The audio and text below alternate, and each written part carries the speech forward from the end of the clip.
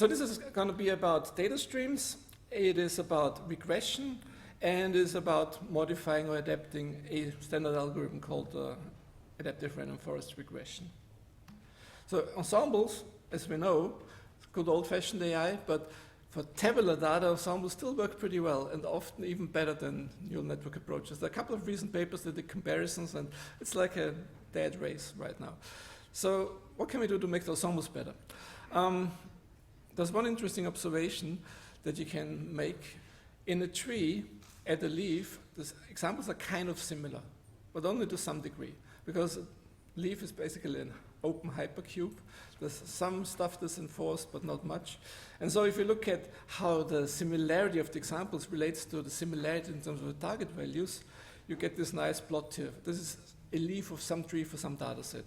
So you see when the examples are very similar, the target value is also very similar. But the distance increases, the target values can be all over the place. So how can we take advantage of that? Well, we're in a stream setting, so we can't do something expensive, we can't do something that needs a lot of memory. So a simple approach, instead of doing something more complex like full nearest neighbor, is to compute a centroid in every leaf. The centroid can easily be updated incrementally, so it's fine in a stream setting, it doesn't need a lot of additional space. And when you need to predict, you go down all the trees to the respective leaves and you compute the distance to each centroid. So now you get not just a prediction from a tree, but you also get a centroid distance. And then you basically sort by centroid distance, like a nearest neighbor on the centroids, and come up with some prediction. So this is the algorithm. It's pretty straightforward. It's a nice modification of the underlying algorithm in the sense that we managed to get away without having additional parameters. And this is because there's one parameter. How many leaves do you use? You can have one as an extreme case, or the full size of the ensemble, or anything in between.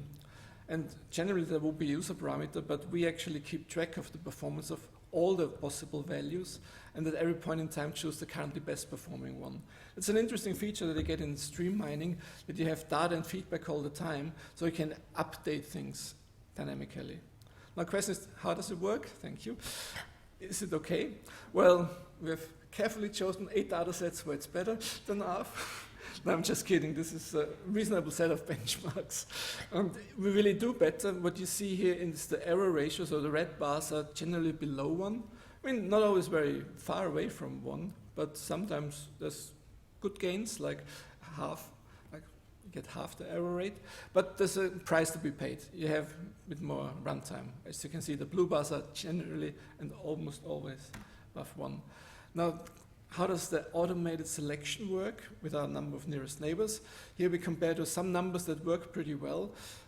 5 and 10, especially 10 seems to be a good value if you have to choose a fixed value. But what you see is the automated thing is almost always better. There's one exception here, the hyper-A, where 10 is actually better than the automated selected case. In all other cases, we easily beat a fixed value. Here you can see how this K value might change over time. So initially we start out with like around 30, then we jump up to more than 80, and over time we, in this case, get down to about 14. So there's a lot of interesting future work, which is great for us and for Yubin.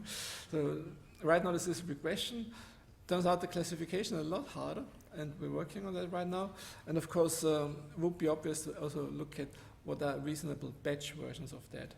And then for regression, of course, it is also interesting, not just with a point estimate, but a prediction interval. And again, he's working on that. Thank you.